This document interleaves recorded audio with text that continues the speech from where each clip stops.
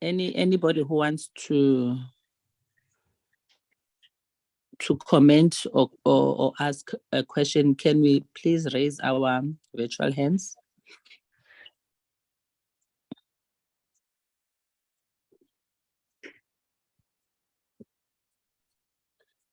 Okay. I'm not in a position to see hands. Alan, can you assist me, please? See hands of members? Currently, there's no hands visible on screen, Ms. Abraham. My hand is up. My hand is definitely up. It's okay. And mine as well. My hand is up. Okay. There are 3 hands. It's myself and it's Nkwankwa and Itu Ismabeletsa that I can see. There's a 4th one. I don't see that. Who is the 4th voice? Okay, I thought there was a 4th voice. Okay, thank you very much. Can we start with you, Honorable Dr. George? Thank you, Chairperson. I'm going to leave the video off. I do recall how things at SARS went horribly wrong from around 2015 when Tom Moyane was the commissioner. It is pleasing to see the improvements under present Commissioner Kisveta and his team. I know that there is a situation regarding vehicle trade across the South Africa-Lesotho border. And I also understand there's been some court cases that SARS has lost in the Free State High Court about return of vehicles. And that dispute has now run its way through the courts, and the court ruled apparently that vehicles must be returned. But SARS has not responded, it seems. Perhaps my information is incorrect, but I want to know if that is in fact so, and then why is that happening? Because that is, in my mind, an unusual thing to be happening with SARS. Then on the must-win battles, the commissioner mentioned broadening the tax base. Now, we know that's not the easiest thing, but how do you measure that? So do you, or how much do you estimate is the size of the untaxed base? I think we all know that the so-called informal economy is not insignificant. So it would be good to know whether we have a feel for what the size of that might be, and it might well be a lot of tax revenue. Then on on trade facilitation, the tariff on sugar is complicated and calculated by comparing actual traded prices over a 20-day period with a fixed reference price, and then adding a real exchange number for the rand against the currencies of major trading partners, adjusted for relative rates of inflation. Now, I looked that up online because I had to read it many times just to understand it, and I think it is sensible. But the issue here is that the implementation of that adjustment apparently takes about 4 to 6 weeks from the triggering of the formula by SARS. Then it gets approved by ITAC, and then SARS implements it. Now, there's been quite a number of articles in the press about that process taking 34 weeks or so. Now, I know that it is complicated, but my question is that, does SARS have a standard procedure for that? Because obviously there's a formula, there's a process, etc., and it does actually impact on the ability to trade that commodity. I'm sure there are others, but that in particular. So, and that there's a bit of uncertainty in the industry on that. So I'd like to just hear from SARS, in fact, whether that process is under control. And then on South Africa's grey listing, are other tax authorities having additional interactions with SARS over our grey listing? And then I had a recent interaction with the IMF, and one of the positions, or one of their positions, is that South Africa has got a number of institutions that are functional, and that is one of the reasons why we are more or less weathering a very difficult time. And SARS is definitely one of those institutions. So I would like to take the opportunity to say that it is pleasing to see the progress that SARS is making. I think it is one of our institutions that is very important to our economy and is contributing in a positive way. Thanks, Chair. Thanks, Dr. George. Honorable Kwangwa. Well, thank you very much, and thank you Chair, and thank you to SARS for the presentation. Indeed, it is pleasing to see the improvements that have been taking place at SARS over the past couple of months and years. And I want to weigh in on the question that was, because I wanted to also ask this question about the tax base and say, how does load shedding, the energy crisis, affect your tax base in numbers? Firstly, in terms of the numbers of the tax base and in revenue terms. And when you're talking about broadening the tax base, I want to find out from SARS whether there are strategies in place to try and onboard, if I can use a banking term, the informal economy, so to speak, with a strategy that would resonate with them. I'm making this because quite a large number of South Africans are employed in the informal economy. And one of the reasons why they are reluctant to formalize is simply because, say, for an example, in the past, there was a drive which I was a part of, where we would encourage people to register. Then immediately after they've registered a company or a closed corporation back in the days, then naturally they would have to file their tax returns and so on. And the minute they get text messages from SARS, because they did not know what to do, they would panic, naturally. And there would also be a cost attached to the need for them to be able to get that service, because they would have to get the advice of tax practitioners, because in the majority of instances, they could not actually visit the branches themselves because of the nature of their businesses. They have to be physically present there all the time. In other words, if we were to attract the informal sector of the economy, the approach has to be more friendly and more supportive. So that SARS, when you get a message from SARS, it's not like you're getting a message from a prosecutor, but people understand the service that SARS provides to the country and the importance of the mandate of SARS to the country. I think by understanding the informal economy and prioritizing it and having a strategy that speaks to it directly, we might be able to find a solution to broadening the tax base to some extent. The other issue is that I agree 110% that the underfunding of SARS, if not addressed, we are going to have a SARS in a few years from now that is as inefficient as probably other entities of government. And that is not what we want. Perhaps this discussion needs to be had, because the more underfunded SARS is, the less and less or more and more difficult it's going to be for SARS to be able to discharge its mandate and to maintain the levels of efficiency that have enabled it to produce or to deliver at the level at which it is delivering right now. I am, though, bitterly disappointed with the service level that, let me first put it this way. I'm disappointed by the fact that even post-COVID, which is a matter that I feel very strongly about, that even post-COVID, SARS continues to use the appointment system, which is anti the poor and the previously disadvantaged. Why am I saying that? There are instances where people have to travel from as far afield.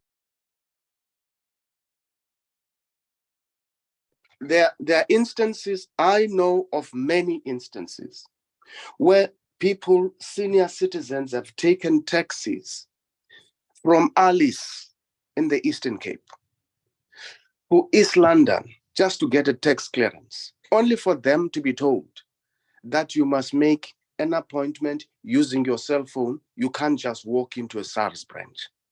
Now, to travel from Alice to East London, the return is 200 rands. And that is 10% of the social wage that the senior citizen gets.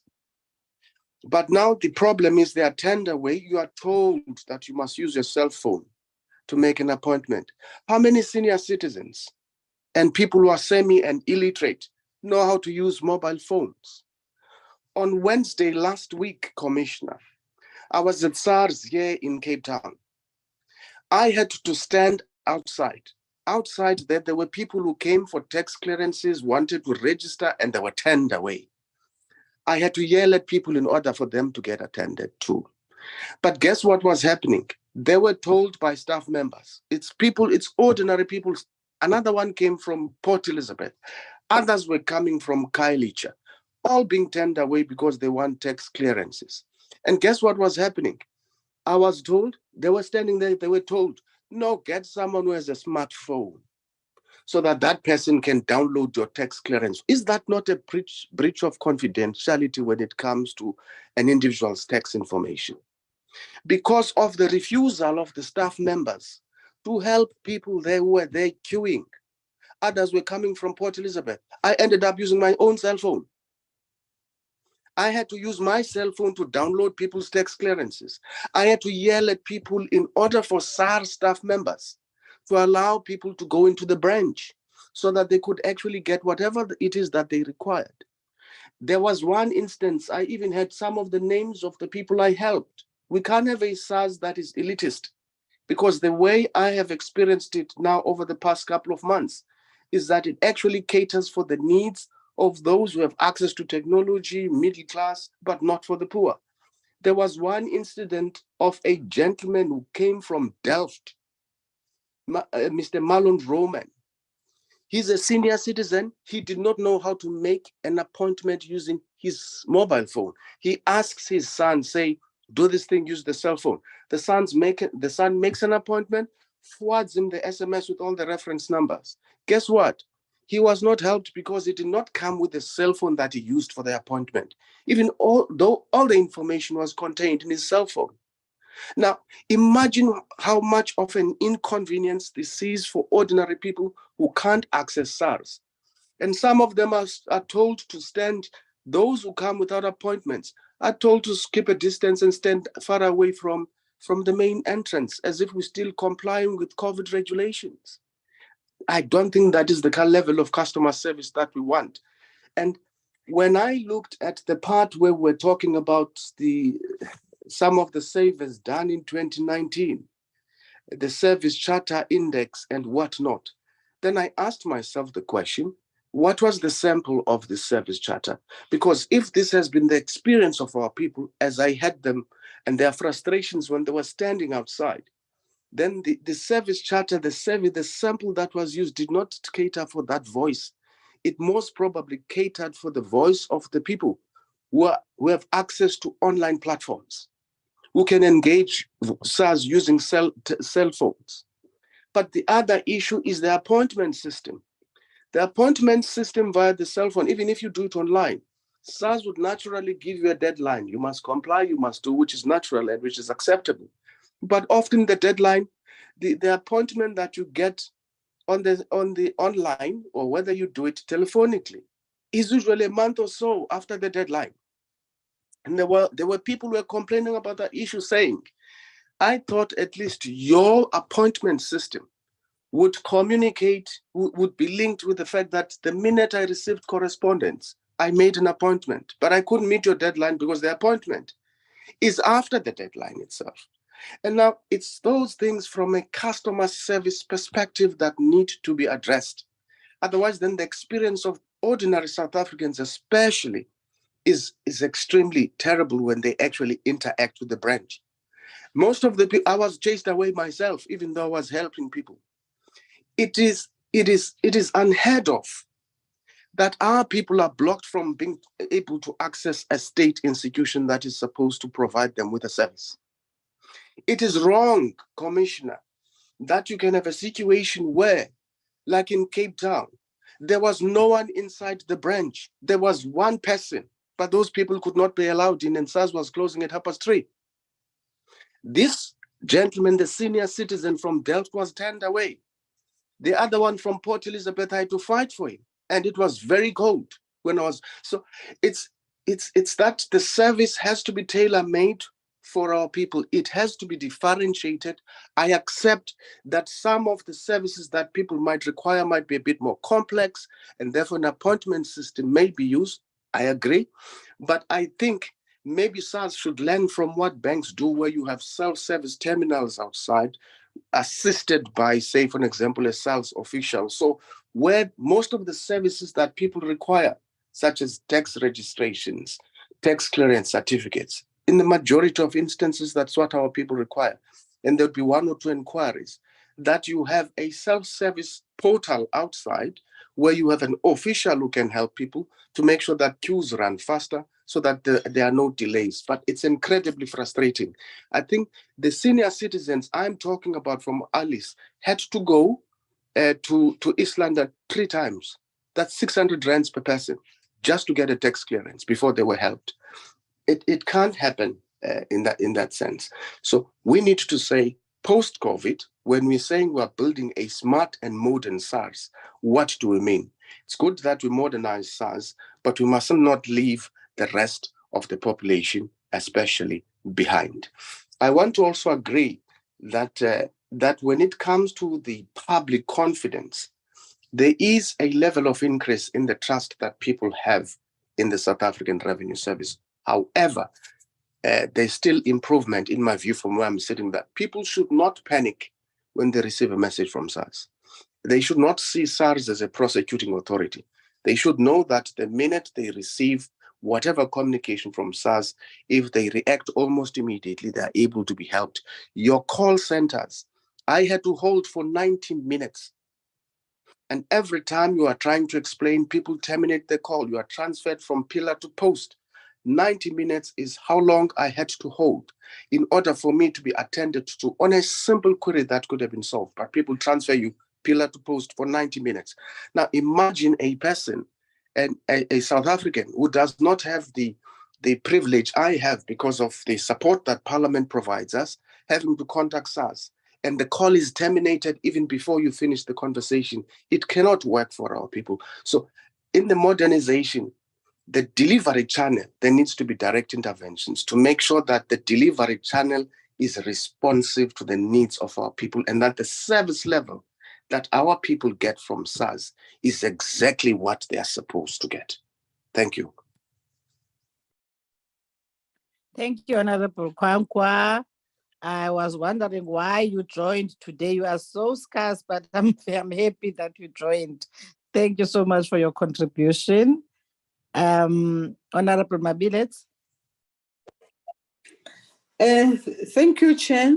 I also would like to thank the Commissioner and the employee of SARS for their improvement in people and employee engagement. But however, I'm worried because down there at another slide, the underfunding that they are experiencing, you know, it's just going to cause them problems because it is affecting them not to be able to maintain the current or modern technology that we are having now. And it simply means that in future, if the technology is not maintained, they're not going to be able to function very well. And also, they are not able to replace the critical skills.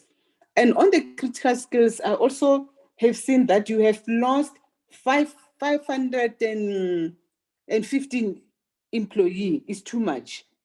It is way too much, because if you're talking about engagement to employee, how are you going to maintain that status? Because if you do not have 500 employees, you have lost, and you know SARS is by way of engaging to the people. You have to work with people out there. Your employees also have to work with people out there. So I think perhaps you should find a way of trying to make sure that you do not lose these critical, skills, and also to replace the 515 of employees that you have, lost. Thank you, Chair. Thank you, Honorable Mabilet. Honorable Skosan. No, thank you very much, and greetings to all honorable members and the SARS team, as led by SARS Commissioner and everybody present in the meeting. Yeah, indeed, I want to join other colleagues in welcoming the presentation from SARS. Indeed, SARS, I think, is having a good story to tell. The Honorable Chair Maswangani normally says that we should give credit where credit is due. I think, indeed, I think we have to really appreciate the work that is being done by SARS. I think 7% growth on the revenue collected. 7% growth on the revenue collected. I think it should be really commended, especially at this critical time when we've just emerged from the COVID-19 pandemic situation and during this sluggish economy.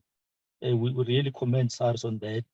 We also commend them on the 9% increase in terms of the refund paid out, because that is also very important to taxpayers who are affected and who are deserving, and that goes a long way in assisting them during this sluggish economy to attend to some of their challenges. So we really appreciate that. And we also appreciate the fact that there is an increase on the attitude towards compliance from the side of the taxpayers, and that is very good. And the fact that SARS, they've achieved 68.8% of their overall targets. I think that's quite impressive. And the fact that they've spent 100% of their allocated budget. However, in this case, I think there is a room for improvement in ensuring that their expenditure aligns to their budget. I think we'd appreciate in future to see a situation where 100% expenditure of the budget is equal to 100% of the targets achieved. However, we have also, I think, noted the issue of funding gap that they've raised to say they are underfunded. In fact, they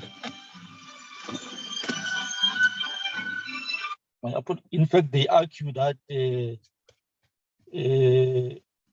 their funding is below CPI. I think it's a matter that as Parliament we need to look at, because if we don't do that, it will have negative implications moving forward, as Honorable Mavileta has just indicated.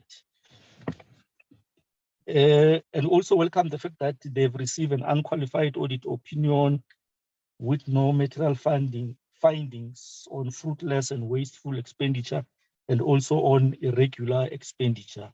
I think that's very, very good. However, I also agree with the Commissioner that there's still a long road to go, especially in terms of broadening the base, because I believe that there are people who are not part of the base, but who are supposed to be in the base in terms of paying tax. Well, some is because of ignorance, but some it is deliberately. So I think SARS has still a long road to go in terms of attending to that. And lastly, which is a question, on the illicit economy, I heard the Commissioner indicating that there are quite a number of steps that they are taking in dealing with this particular matter. So my question is, do they think that, are they moving with the necessary speed in dealing with this matter of an illicit economy? Because that's where I think as a country, we are losing more revenue. Are they moving with the necessary speed in dealing with this particular challenge of an illicit economy? Thank you very much, Chair. Thank you very much, honorable members. Sorry, thank you very much, honorable members. I hope everybody has had an opportunity and that there are no more hands now. If there are still members who want to contribute something, we will provide a second round so that we can have follow-ups and further questions. For now, we'll give over to you, Commissioner. Thank you, honorable members. Thank you, Chair, Ma'am Abram, for facilitating the questions. I will respond and also direct some of these to some of my colleagues. On the vehicle trade that Dr. George is asking about, I want to ask the Director of Customs, Mr. Bayes, to talk briefly about how the ITAC process works in relation to the administration work we do, and then actually the work at the border, how that works.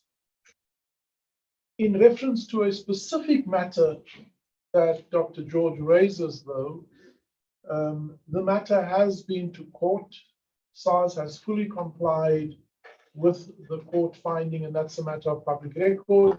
We've responded to that in terms of a parliamentary question.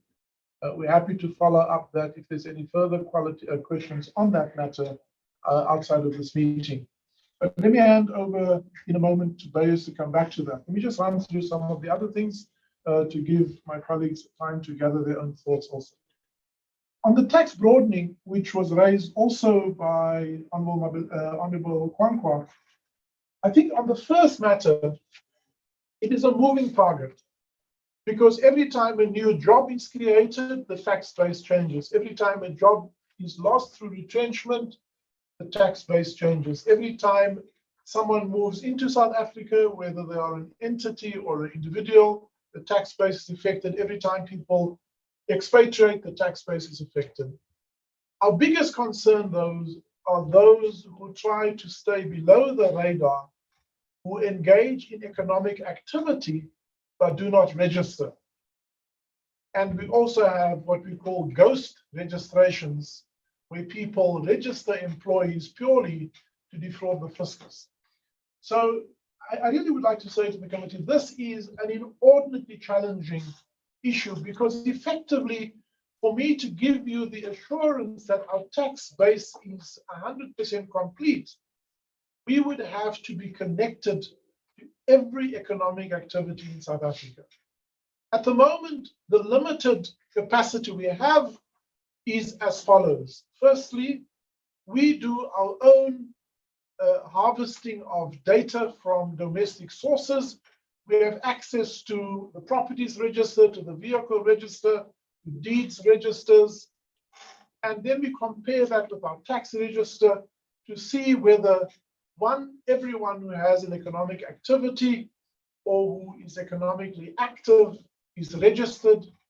And we have had successive years of growth in that. Just in last year, we had 1.7 billion of additional taxpayers come onto our register. Many of them are individuals who are simply looking for work and come register, but a significant number of them are active taxpayers. And just that work last year delivered 7.8 billion rand. We also, for example, through the exchange of information with foreign jurisdictions, we have automatic exchange of information about South Africans who have financial assets abroad. And by doing the data modeling, we are able to select taxpayers to make sure that, one, they are registered and are fully disclosed their activities offshore for tax purposes. Of course, also for foreign exchange regulation compliance. And that work continues, but to give you an example, we became aware of 26,000 taxpayers who had economic activity of above R1 million, but who were not registered for tax. So those are two examples of what we do. We have in the past, through the work that we do, SARS in conjunction with the Davis Tax Committee, we have said that the tax gap in South Africa is easily between 200 and 300 billion rand. In other words, 200 and 300 billion rand that we believe we are not collecting because either we do not have all economic activities on register, or not all taxpayers are fully compliant. So it's a huge problem. It's a growing problem. Let me, the Honorable Kwankwa asked a second question about the informal economy. That's a nightmare. So, and again, it's not something that only SARS can fix. We need to address things, for example, of a unique digital identity for every individual and every business entity in South Africa. And without the digital identity, it should not be possible to conduct any economic activity. There should be greater automatic registration of every individual or entity who is active, whether it's a taxi driver, a spaza shop owner, or an informal vendor who does work from their home in a township. It is impossible for SARS to keep track of that. What we have done is we have appointed an executive dedicated to the small SMME segment. And this year, you will see in our APP, we have set as a target to develop a compliance program that is focused on the informal segment, hoping that through that, we can pay greater attention to it. Now, remember, Honorable Kwankwa, when we talk about our compliance program, it is not just about the enforcement of our laws. We have three objectives in our compliance program. The one is to help taxpayers understand their obligation, and we do that with educational programs, with outreach programs, with webinars. We do outreach activities to various targeted groups to help them understand their obligation. The second objective in our compliance program is to make it easy for taxpayers to fulfill that obligation. And I hear what you're saying in terms of where we drop the ball, and I'll come back to that in a moment. We definitely have many occasions where we still drop the ball, but we are also pleased to say that the work that we have done in the last 4 years have reduced the need for taxpayers to come to our branches from over 5 million taxpayers pre-COVID to less than 1.4 million taxpayers in the year that we've reported. And yet, the examples you mentioned pains me as much as it pains you. I am equally devastated when a senior citizen has to travel, and we have to work harder.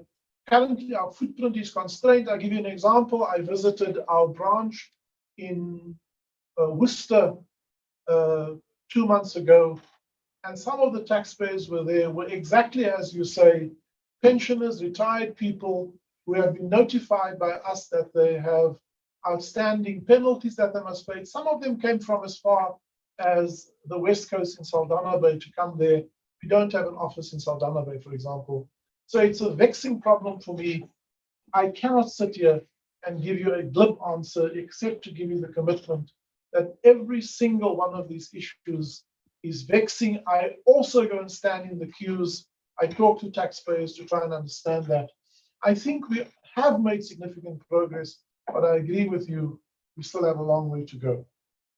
In terms of the, going back to Dr. George's question on the tariff on tax and sugar, we lost you for a while there, Dr. George, so when I am through, I'm going to ask you just to restate the question, as well as your question on grey listing.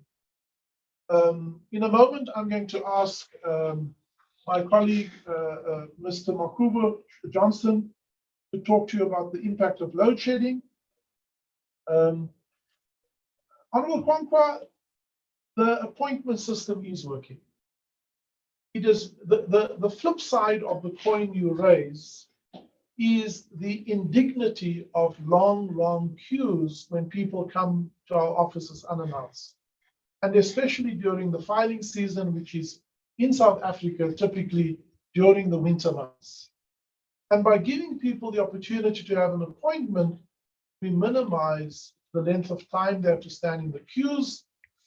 And yet, when people arrive unannounced, we do everything in our power to help them as well. But as I said before, we are as frustrated as you are, I can give you the assurance that we cannot tinker or fine-tune the system anymore. We have to do a fundamental review of our service model. We have done a lot of work there to date, including retraining all of our service consultants, all of our contact center agents, to try and address some of the issues that you quite rightly raise. But I will ask in a moment one of the regional directors, Mr. Kujo Obetwa, to give you a sense of how we deal with taxpayer service. Then to Honorable Mabeletsa, I cannot underscore more that if we do not make the appropriate investment in technology and data science, we will continually fall behind. And on the issue of losing staff, we cannot attract staff if we cannot offer them a competitive remuneration package. I can tell you now, we have brought into SARS young data analysts and scientists. They get attracted by the banks and the insurance companies, and we struggle to make counter offers. So the 500 people we have lost, most of those people have lost because we cannot always match the remuneration that they are offered in the private sector. To the points raised by Honorable Skosana, I give you the assurance that we spend every cent that we get. Our APP says that we hold ourselves to a 5% variation, but in fact, in the last 4 years, every year, we have spent every cent. On the illicit economy, I completely support you, the point you raise, but we must do more. But SARS on its own is not enough. We are a necessary but insufficient agency to address the illicit economy. So our interdependencies includes the entire financial services sector. If you look at the gold leaf tobacco example that we had reported on, you can see that there was a formal bank involved in all of these transactions. Whether it's state capture cases, there were banks involved in all of these cases. We have met with the Banking Council of South Africa, and we have told them they cannot just do a tick-the-box approach to compliance. They have to do substantive risk management. To report a suspicious transaction to the FIC and therefore tick the box to say, I've reported it, is not enough. We will continue to take up this battle with the financial institutions in South Africa. But in our own house, the FIC is struggling. The South African Police Service is struggling. The Hawks are struggling. The NPA are struggling. And these are all agencies of state with whom we have a keen interdependency to ensure that the perpetrators of economic and financial crime are brought to book. We have set ourselves the high target that the quality of case files that we hand over to the NPA is of such a nature that they are ready to prosecute. We reported earlier that of the 94 cases that the NPA took to court, we had 92 successful convictions and over 75 years of imprisonment in total. We will continue to do that work, but my sensitization to this, it's a problem much bigger than SARS. It is a problem that is a disease that has afflicted our entire society. We will do what we can do. So I think I would like to now return firstly to ask Mr. Theron to just talk to you about vehicle movement across borders, how that works and how we fare. Thank you, Commissioner, and good morning to the honourable members. So perhaps if I can start by saying that there is no problem for any second-hand vehicle or any vehicle from a neighbouring country to be on South African roads. When it comes to our neighbours outside of the BELN, they would follow a process which is called the TIP, temporary importation, and they will get 3 to 6 month kind of permit to actually drive that vehicle on South African roads and then return, which we will then check up. So in the context of the BLN, SACU, we do not have that TIP process, but the important thing is that the principles remain the same, that you can come in with your vehicle, you can drive around and use your vehicle for your business or your holiday, and then go back to where you came from. If a South African citizen would want to buy a second-hand vehicle and import it into the country, whether it be from Botswana or whether it be from Japan, you've got to follow a due clearance process. And in that clearance process, you need to have a permit from ITAC for a second-hand vehicle. Now, ITAC do issue those permits, but they are very hesitant to issue them. So they would issue it, for argument's sake, in the case where it's a vehicle that is modified, for argument's sake, for someone in a wheelchair, or it is a vehicle that's a collector's piece and so forth. But in general, they are very sticky in terms of issuing those permits. Obviously, that permit will then accompany a customs declaration, and that would be required to register that vehicle in South Africa with a registering authority. Perhaps as a last point, one of the things that has hurt us and has caused us to end up in court is the fact that the detention process takes very long. And we've jacked that up significantly so that we can go over to seizure much sooner than what we have done so in the past. Thanks. Thanks, Bayes. And on the load shedding impact, if I can ask Johnston Makuba to give some insight. There was a slide, but Johnson can just really quickly talk through the details of that. Thank you, Commissioner, and honorable members. As we have indicated, we follow very closely the work that the CSIR does in terms of monitoring the losses that we experience in terms of energy that we share. And we know that the first tax product that would take a knock due to load shedding is VAT. And we have closely monitored that. And we've used a view of how much energy it takes to generate the GDP that we report on. And on the basis of that, we compute what the impact on tax revenues would be if we lose a certain number of gigawatt hours in the economy. And when the commissioner spoke earlier on, he indicated that we estimate around 60 billion rands that has been lost due to load shedding in calendar year 2022. But again, there is a lag effect. There's an immediate effect and a lag effect. Lag effect most likely felt in corporate income taxes because of the fact that we still have the first submission of provisional payments in the month of June. So we feel that that 60 billion rands, a part of it is lagging and will materialize or will be felt in the financial year that we are in, starting with the first provisional payment that will come through in the month of June. We will continue to refine our position in this regard as we get more information. However, I think it's important to stress the issue that the commissioner raised. It's VAT that feels it first as sales decline in the economy, but also corporate income tax as it gets declared on the 6-monthly basis. Thank you, Commissioner. Thanks, Johnston. And on Honorable Kwankwa's question of service levels, Honorable Kwankwa, the first invitation, I have heard you. We missed you for some time, but I think we've got the gist of you.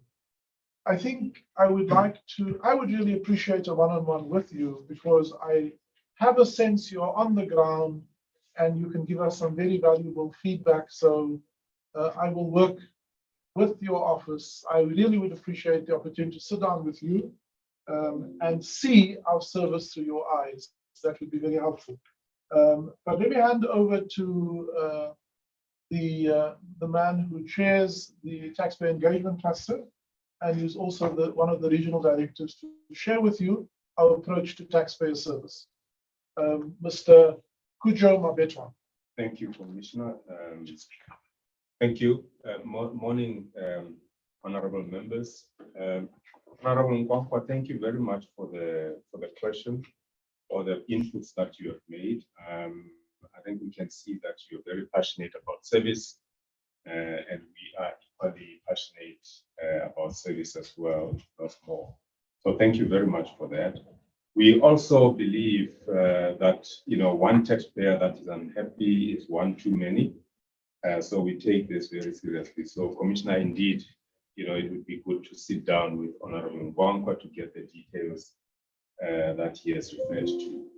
From a service point of view, I think, Commissioner, you've mentioned quite a bit around the taxpayer service and specifically the appointment system. So I'm not going to touch too much on that. Safe to say that where the appointment system is concerned, we do not turn back any taxpayer who may not have made an appointment to come to the branch. So much as the appointment system is working to make sure that we are more efficient in terms of managing the queues and so on, taxpayers that come through to the branches without appointments are not turned back, and they are assisted nonetheless. I think it's quite important to mention that point. The second point around the kiosks that Honorable Nkwankwa mentions is an important one because it speaks to the self-help process that we want to also encourage taxpayers to carry out. So we have kiosks that we have rolled out in the different branches. We are in the process of increasing the number of these kiosks that are out there. Just to give you a sense, I mean, we have had just this last week about 2,499 interactions through these kiosks that we have in the branches currently. And as I said, we are continuing to increase the number of these kiosks. What is important with these is that obviously because they are available at the branches, going forward, they will be available even outside of business hours so that taxpayers can use them at any given time. The last point that Honorable Nkwankwa makes is around the fact that there is a need to differentiate the different taxpayers. And indeed, we are differentiating different taxpayers. So there are taxpayers that would come through to the branches that are tech savvy, and those ones are allowed to then go into the self-help space so that they can actually access the systems that we make available and the network that we make available for them to carry out self-help activities within the branch. We call that bring your own device, and they bring their own devices and are able to carry out any activities that they want to carry at our branches. We also differentiate in terms of pensioners and anybody else that needs help, and that is supported in the different branches. So indeed, Honorable Nkwankwa, it's something that we look very seriously at. If we have any shortcoming in terms of our service offering, we make sure that we recover. And as I said when I started, one unhappy customer is taxpayer is one taxpayer too many. We still have a long way to go, and we'll continue to improve. And I'm looking forward to that interaction to make sure that we can get to the bottom of some of the issues that you mentioned. Thank you, Commissioner. Thank you, Mr. Mabetwa. Just the last point on taxpayer service. We currently have 36 self-service terminals in the field. We have budgeted to expand that.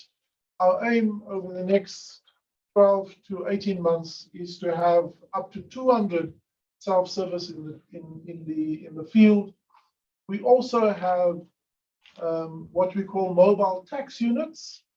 We need to look at expanding our fleet of mobile tax units so that we can also, on a rotational basis, serve remote communities and to schedule days on which we can go and serve them there so that they don't feel the need to travel. So we are continuing looking at that, but as I said, Some of the examples you mentioned, Honorable Kwankwa, may be exceptions, but every exception deserves attention, and which is why I would appreciate a sit down with you and some of us. Let me return to Dr. George to just repeat, because we lost connectivity there for a while. I started hearing you on the tariff on sugar and then on grey listing. And if you could just repeat those questions, we can respond to it with the permission of the chair. Thank you. Chair, may I Yes, proceed? Honorable, yes, please. Thank you, Chair.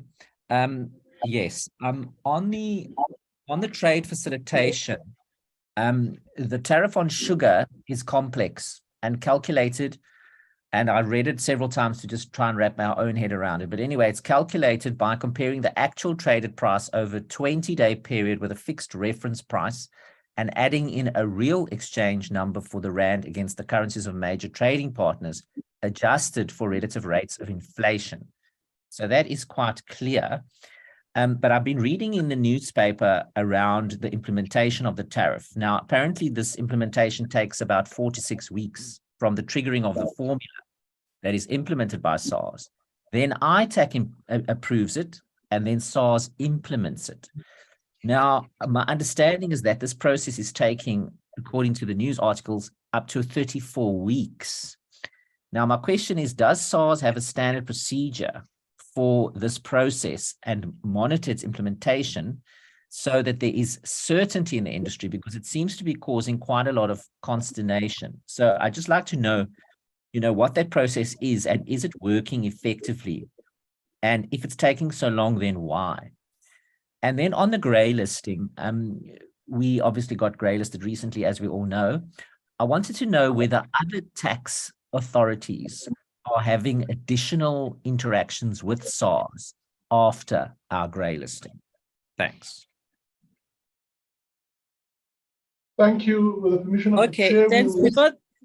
Before that, Commissioner, can I put in my 2 or 3 questions so that when you respond to everything, because I'm also looking at the time.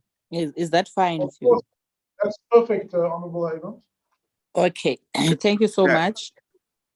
Yes, I want to join the members who have really commended the work that you are doing.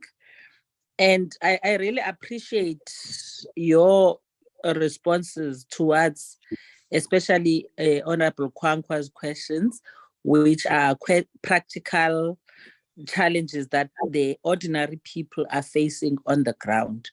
And I appreciate the fact that you would love to have a further meeting with them, because the issues that he is raising are really a sample of the practicality of what people, ordinary people, especially senior citizens and the illiterate, face on the ground. And I would really like you to have an acknowledgement of what the staff attitude usually is on these issues, because at senior level, you may have an appreciation of what your culture is as an organization, but find that in some cases there is a different treatment of people, which brings me to one of the questions that I wanted to raise. I have listened to the relations, the labor relations within the organization. But I wanted to raise this question, and I am still raising it, whether in terms of relations there have been challenges, and if yes, what have you done in order to try and mitigate those? And my next question really is just to commend SARS on the work that's been done on issues of a corruption that has taken place in the past, and it's things like the state capture, the PPE, tender audits, and so on. Now, for me, it is a good thing that these funds do come back to state funds, and I would like to check whether there is a different way of dealing with them so that you are able to say, with the money that was retrieved on such issues, this has been done. If there's a different way of dealing with them. My other question is on, it's a two-pronged question. You know, when you talk about internal controls, what kind of structures do you have internally? For example, do you have an internal audit a desk or section within SARS that would assist with issues of Auditor General's opinion? For example, I see that you are on unqualified audit opinion, which is a good one, but are you by any chance looking at qualifying and graduating towards a clean audit? And if you do, what is it that's being done about that? My second last question really is the issue of relations with other institutions with regards, especially higher education institutions, with regards to career pathing for relevant students within SARS, and what it is that SARS, if the budget allows, of course, to ensure that there are some bursaries that are available for those students who wish to follow the career path which is tax related. I stop there for now, Commissioner. Thank you very much. Thank you. Chair. Sorry. I wanted to find out whether we're doing follow-ups so that we may chip in before SARS responds. Chair. Let's do that. Let's do that, because I want us to dig in now so that SARS responds once and for all. Let's do that, Honorable Kwangwa. Yeah, thank you very much. And thank you to the SARS team and to you, Commissioner, for acknowledging that in instances where our people might have been failed from a service perspective, that you are willing to look into the matter and that you are going to try and address it. I am taking you up on that offer. And I want to say that maybe to provide a bit, without belaboring the point, that it was not just one or two of us. Maybe I also got the same experience without being asked without me explaining what I had gone there to do. I had gone there to do my parliamentary duties because there were a number of people even from Kukuletu were complaining, as was the case with the East London branch. I think perhaps what is happening is that some of the staff members are taking advantage of the appointment system because people are indeed turned away. That is why I made an example about the self-service terminal, because I thought then if you turn them away, use the self-service terminal. But if they are not even allowed to come to the entrance, they have no way of accessing those terminals because they are turned away immediately. But we can discuss that matter later. I accept that. I do accept and agree with you when you say that the matter dealing with the challenges that face the informal sector needs a comprehensive approach, different departments and various stakeholders, and there must be commitment. And we are committed that if we are required to play any contribution or make any role, we'll do that as a stakeholder as well. But there are different reports. Sometimes when you follow you cite in your presentation that there are more than over a million vet vendors, for an example. But at times you read different reports and different analysis about the extent and the level of vet fraud that takes place around the country. And when you look at the cases, for example, there are people who are charged for fraud, for having defrauded the state using the VAT system.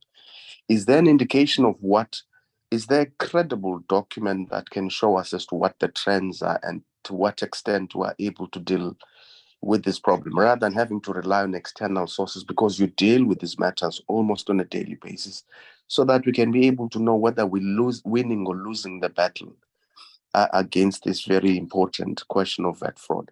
I also wanted to make a suggestion that perhaps what is required is to do what, when it comes to improving the, what you call the tax morality issues, is something that we need to deal with maybe at an academic level, where if part of the civic education model or module rather, or subject that the state wants to introduce should also include issues of tax morality and issues of financial literacy to a limited extent. We make it mandatory so that people understand the role that they have to play and why there's a revenue service.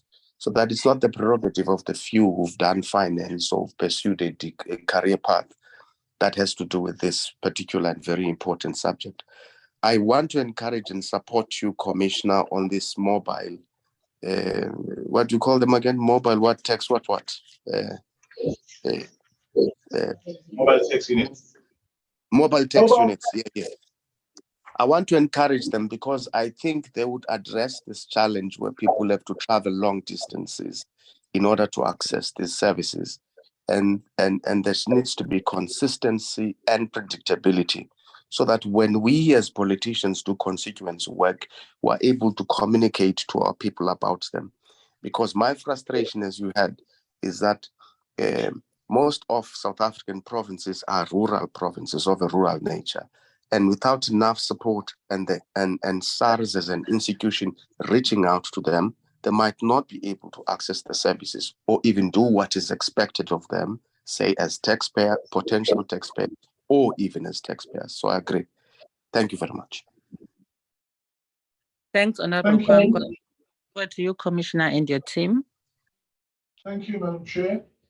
Let me invite Mr. Frans Tomasek, who heads up our Legal and Policy Division, just to talk to the tariff on sugar, the policy formulation, and the challenges we have in administration as far as that's concerned, but also the cycle between EGI, ITAC, and SARS. Frans, over to you.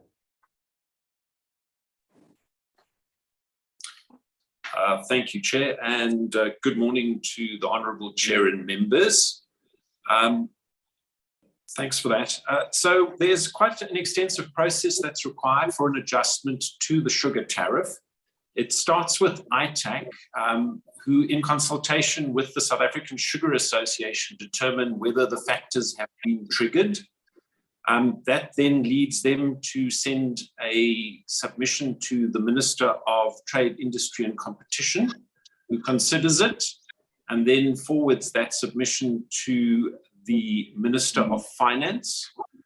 The Minister of Finance then generally fairly quickly forwards that to SARS, where we are responsible for preparing the actual notice that would give effect to the adjustment. We would then send that a submission with those adjustments and the notice that needs to be signed, plus all the supporting documentation through to National Treasury, who are responsible for reviewing the application of the formula and making sure that it's all right. Then goes to the Minister of Finance for signature of the actual notice that would give effect to the change. And then it comes back to SARS and we arrange for publication in the Government Gazette. So that gives you a sense of the process we run through and the fact that there's several role players who are responsible for various aspects of it. And hopefully it gives you a bit of insight as to why it may sometimes not go as quickly as we might want it to. Thank you, Frans. And then, Dr. George, often SARS is caught at the tail end once the policy is in place and there's an implementation date that looms on us. We have to recalibrate and instrument our administration system in order to administer that. So if you think that the policy formulation is long and complex, I assure you that in order for us to respond, to administer that, given our resource constraints and time constraints, it is a gigantic task to get ready. And so far, we haven't really dropped any big balls as far as that's concerned, but it is an inordinate task to get there. In terms of grey listing, so you asked a question about whether we work with other tax authorities. I can share with you, South Africa is a member of the OECD Forum for Tax Administrators. In fact, last week, we attended a meeting with my counterparts to share and discuss, benchmark our performance against each other. And on the whole, we can hold our head high amongst our peer revenue administrators that South Africa is respected. In the last few years, we have restored a very constructive and positive relationship with them. And we are, I think we hold our own fairly well in our peers internationally. Of course, I cannot speak, but in the same way, the FIC would work with its counterparts, the NPA would work with its counterparts, so I can't really speak to that.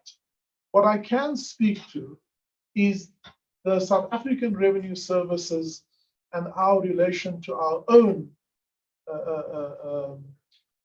agencies within government. I think we have room for improvement to work and collaborate better, more effectively. If I look at the grey listing actions that we missed the mark on, I think we should have a hard look at ourselves, and if we were honest, say that some of them were avoidable. And the opportunity we now have is to learn from that and to improve the interagency relationship within South Africa. Coming to Honorable Abrams, you know, I can say to you, Ma'am Abrams, with great confidence that you will know as well as I do that the nature of relationships with trade unions is always a relationship that is characterized by tension, by a little bit of competitive nature, arm wrestling. I'm very pleased to say that the relationship we have with our trade unions are really positive, really constructive. I met with them in February to take them into our confidence about what we were doing to improve the relationship with our employees, to invite them as constructive and real partners in this journey, and also share with them our challenges financially. The incredible performance of last year was delivered in the context of us not being able to implement our wage agreement and not being able to honor wage increases. We had for a short while the industrial action, but throughout that we remain connected.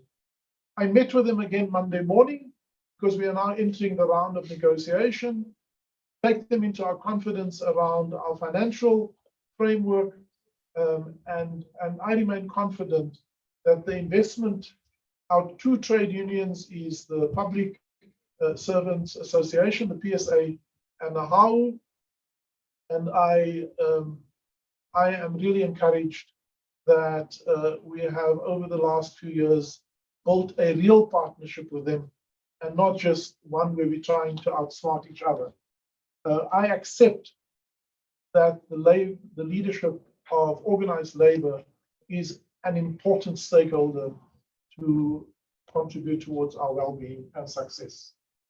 In terms of the money retrieved, in the report on slide, one of the slides you will have seen that in terms of criminal and illicit activities, we have recovered 4.4 billion rand, which includes 500 million of state capture related money, and we have raised assessments to the value of 4 billion just in the past financial year, and that we have ongoing activities, 42 active tax projects with 540 investigations valued at 2 billion rand. And so there's a lot of work happening there. Progress is slow, but it's steady. And we have begun to freeze assets. We have begun to raise additional tax assessments, and we have been able to recover monies that was lost to the fiscus. That's not necessarily all the money that is lost to the economy. And again, here we have a reliance on the asset forfeiture unit, within the NPA and the SIU's asset forfeiture mandate that they have. But we can record that we are seeing some steady progress in that regard. Internal controls, in a moment, I'm going to ask the head of our internal audit unit, Ma'am, Ms. Rafilwe Ramakala, to tell you about our 4 lines of defense and the assurance that we have within SARS. In terms of working with institutions of higher learning, I will refer in a moment to Dr. Rabone Khabo to tell you about our taxpayer experience, which includes engagement with institutions of learning and other sectors of society. But I can give you the assurance that we have, since we have been given a little bit more money, we have set aside this year 32 million rand for bursaries. We have 250 graduates in training. We have said in the service consultants, we have 250 service consultants, where we ordinarily would only take people with a tertiary education. We have made an exception and said we will allocate a few of these slots for individuals who have passed with a matric, and we believe we can invest in them. So we are really trying to cover the broad spectrum, as I said earlier on, to make a small contribution towards a huge growing concern in the area of youth unemployment. It's a little bit that we are able to do, but I believe that every little bit helps. And then in terms of an unqualified audit and clean audit, I am pleased to say that our revenue accounts did receive a clean audit in the past financial year. And we are diligently looking at a few other areas where we believe we will focus on, which are areas that finally will get us beyond just a unqualified report towards a qualified report. So let me hand over firstly to Philware to talk about our internal controls framework and structure, and then to Dr. Rebone to talk about taxpayer education. I think on the issue of mobile tax unit, Mr. Honorable Kwankwa, you will laugh when I tell you that when I arrived in 2019 and I did my field visits into the offices, I would meet people in the office and ask them, what do you do? And they would tell me, we work for the mobile tax unit division. And then I would ask them, so why are you in the office? And they tell me, we don't have money for petrol. It was as absurd as that. And we started addressing that. And we believe that by expanding our footprint in terms of taxpayer self-service terminals, but also in terms of mobile tax unit, we can indeed address the issue that you so aptly and correctly place to us.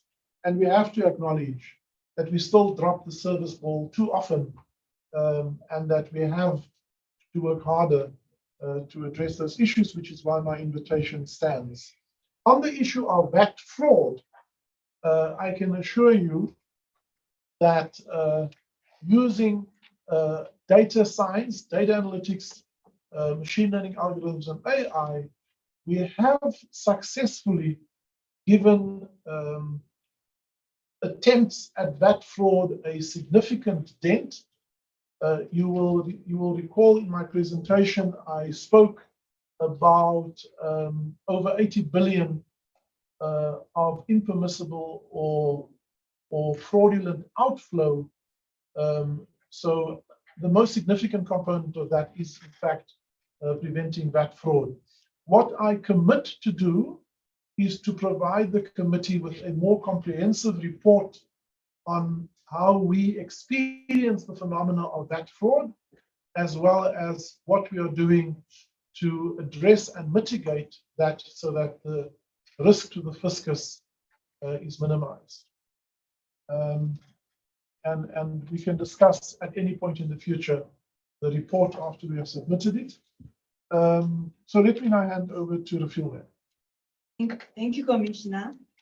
Honorable members, I can definitely confirm that internal audit is within SARS, and to protect the independence and objectivity, we are functionally reporting to the Audit and Risk Committee, which has non-SARS members. And one of the key drivers is combined assurance, where we realize that the environment as big as SARS is got risk that management or even the Audit Committee and Risk Committee needs to have assurance if the risks are being managed. Also assurance on internal controls, where the first line in terms of our different assurance providers, or traditionally it was defense.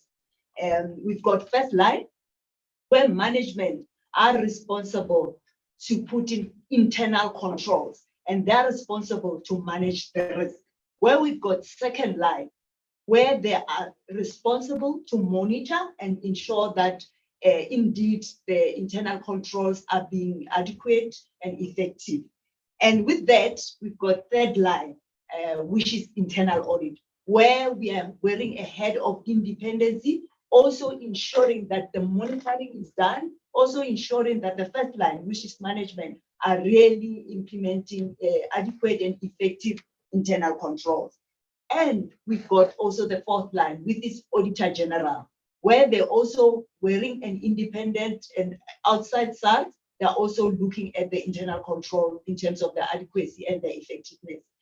Nicely, from SARS side, what we've done, we've got continuous engagement with the Auditor General, where we are also seeing where we can rely on each other's work. And it has worked so far, which on top of it, in terms of the financial statement, where internal audit goes in earlier, just to see and give assurance that indeed all the controls that are required are being implemented. And where we have to also sit in with the fourth line with Auditor General in terms of looking at how is the control environment of SARS. So those are the areas that we've implemented just to ensure, because one of the things on, you look at our APP, we've got a key performance indicator around unqualified financials. So we have built it within SARS that each and every person that is within SARS, they are responsible for putting in internal control. Thank you. Thank you, Rafil. And on another day, Honorable Chair and members, we should engage on how sometimes the current environment of procurement, treasury regulations, and the PFMA, in fact, is not enabling us to deliver, but it is creating risk-averse culture. And the easiest way to get a clean audit is to do nothing. We believe we should shift our focus towards hard deliverables and not necessarily narrow compliance. But that's a subject for another day. I just would like to register my concern, as I have done before in that regard. Let me hand over to Dr. Rebone Gabo, who heads up our taxpayer engagement and knowledge research area. Thank you, Commissioner, for that, and honorable members. I'm just going to give you a heads up on what we do in relation to fiscal and financial literacy, because that question came up. So what we have done this year is to launch a program called Fiscal and Financial Literacy, which actually seeks to help the schools and the learners out there, or the population out there, to be able to understand tax morality. So what we have done is to segregate it by life experiences. So we cover everybody from start to end. For example, when you're born, their life experiences, what happens, what are the tax obligations in that stage, and we go until we get to, we don't leave anybody behind. Our entry level for this year is we're focusing on this in the school leavers and the university learners or students who are finishing.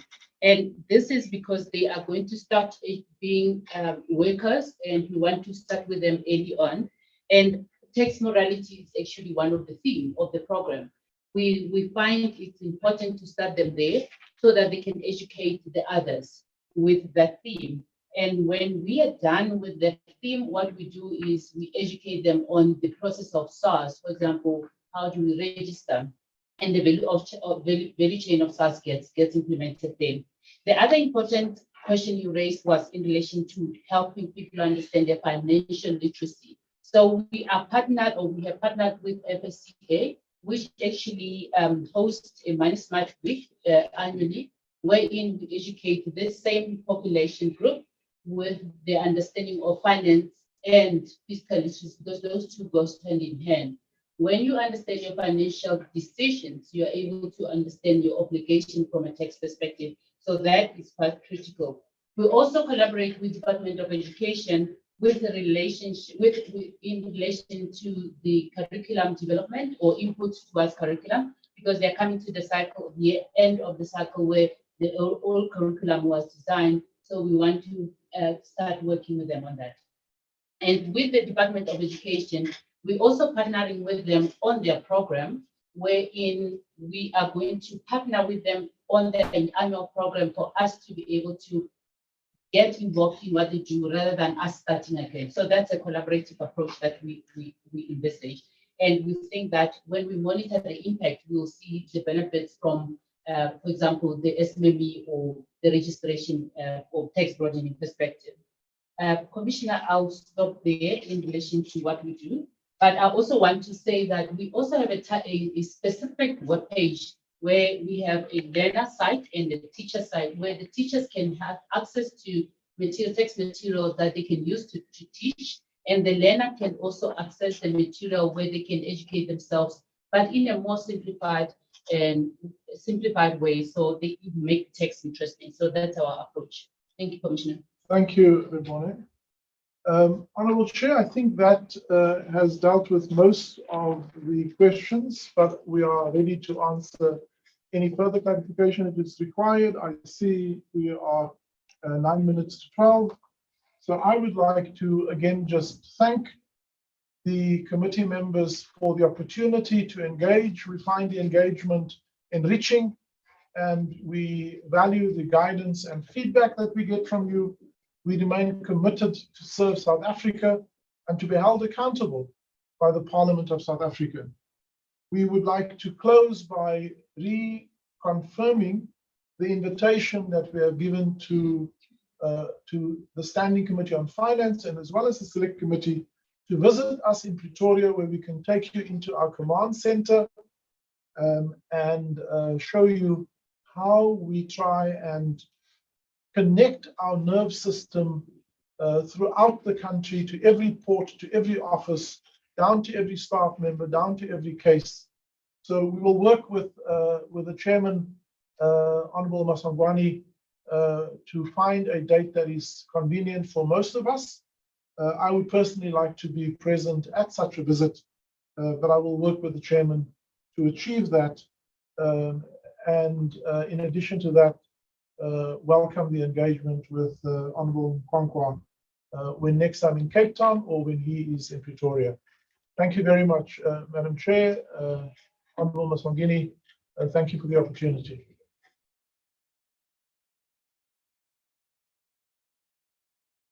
Thank you so much, Commissioner. Is the chairperson back? Okay. Thank you so much. Thank you so much. No, I would like to. Okay. Okay.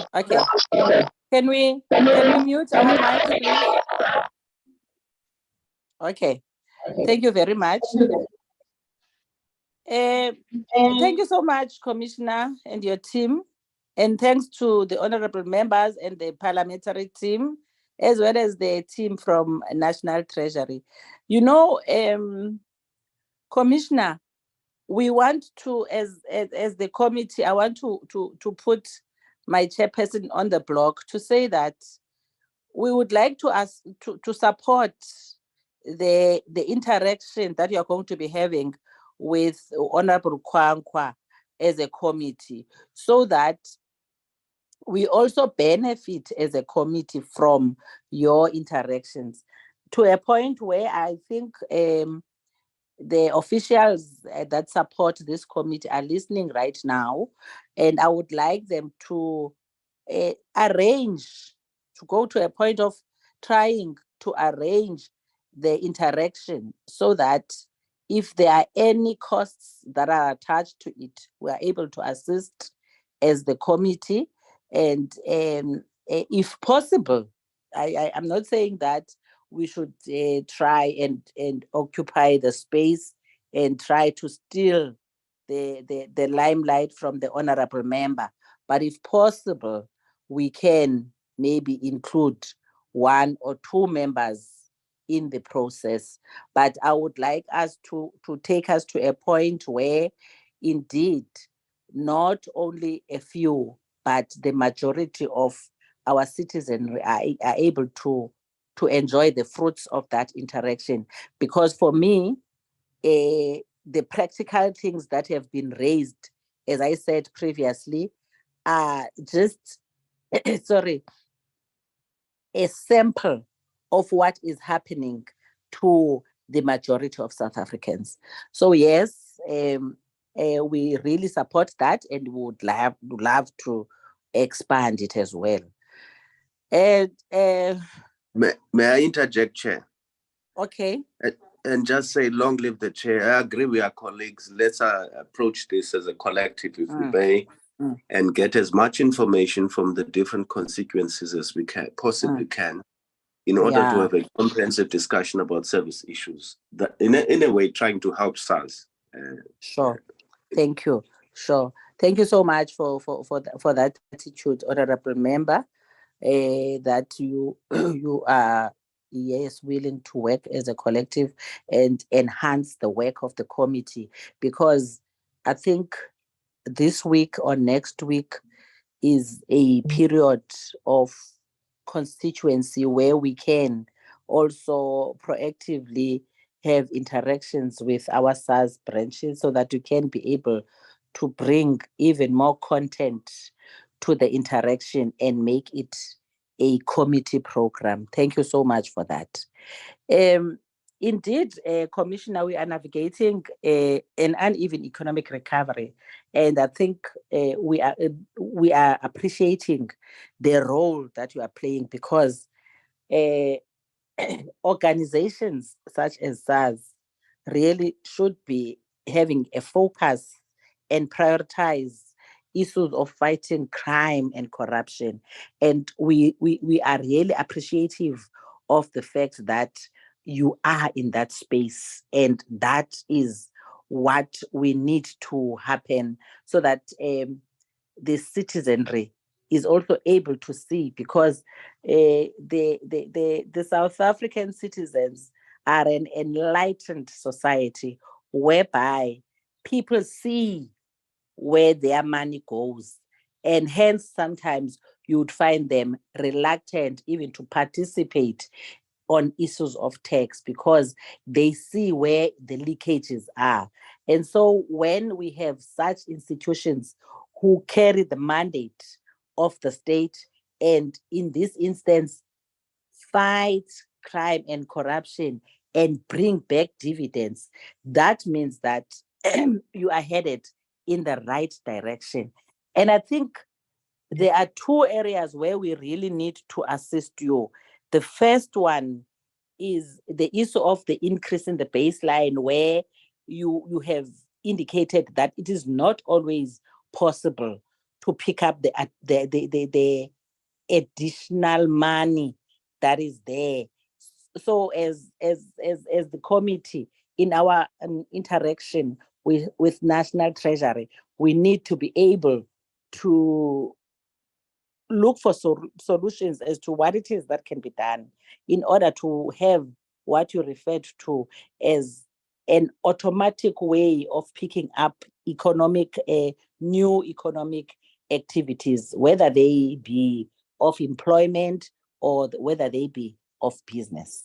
And the last one that I think needs attention between us and National Treasury as well is the issue of appreciating that SARS is doing a lot of work, and therefore, if there are things that they cannot do because of funding, then we need to enter that space as a committee and support SARS in our interactions with the National Treasury. And as I close the meeting, I really want to confirm, Commissioner, that indeed there is so much that we need to talk about between ourselves and SARS, because I think the question of the widows and the plight of the widows is not necessarily finished. I know that the members did go to meet the widows in KZN. They came back with some of the issues that they had raised. And I think we need more time. That is what we were saying as members, that we need more time to really have a sit down with the representatives of the widows, hear really thoroughly listen to their cries, and with SARS in the midst of that a particular forum, so that we can have their problems at least answered, because some of them may not know that it is their own actions that complicate their tax life. So we need to talk about those things and many more that we really need to talk about. But always, time is the enemy. Hence, we need to create time, because indeed time is never there. We need to create it. We appreciate the fact that you are still open to our visit. That kind of interaction will also be formalized by the chairperson and in the committee staff. At this point, really, I would like to thank all the members who have come to the meeting, supported, contributed, listened, reasoned. And I would like to also thank the commissioner and the commissioners, as well as everybody else in the SARS environment. I want to especially thank the parliamentary staff who are always willing, always here. National Treasury, we see some members who are in the minister's office are here, and that for us demonstrates how seriously we take the issues, so that your principals can always be on board, even if they are not physically in the meeting. We thank you so much, and we hope that as we prepare to have other interactions, you continue to contribute towards making better the lives of the people and cleaning out the corruption that is there in the state. Thank you so much. The meeting stands adjourned. Long live the chair. Thank you, Chair. Thank you. Thank you so much, honorable members.